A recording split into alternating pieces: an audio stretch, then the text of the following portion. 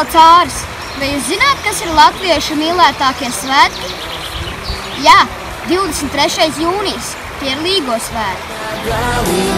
Katrs latvietis svin šos svētkus citādāk. Un tagad dosimies noskaidrot, kā to svin Ropažu novada iedzīvotāji.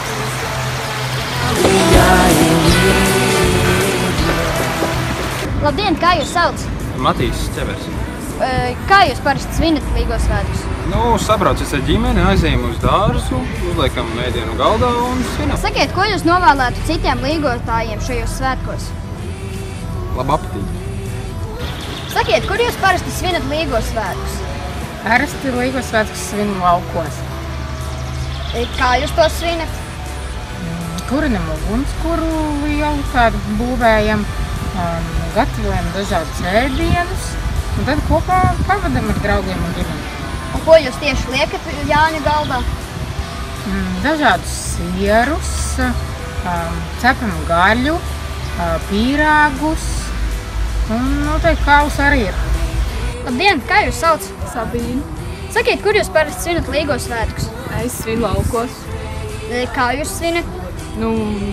Visādām tradīcijām. Sakiet, ko jūs novēlētu citiem līgotājiem šajos svētkos? Lai labi visu pavadu laiku. Kā jūs sauc? Elīze Vitanīte. Ko jūs parasti darat Līgo svētkos? Dejojam, kurinam ugunskurus, ēdam bulkas un vēl arī pīrādziņus. Ir tā, ka mēs braucam ciemos. Ko jūs novēlētu citiem līgotājiem šajos svētkos? Lai viņiem iet laipni, labi un lieliski. Labdien, kā jūs sauc? Jānis. Sakiet, kur jūs parasti svinat Līgo svētkus?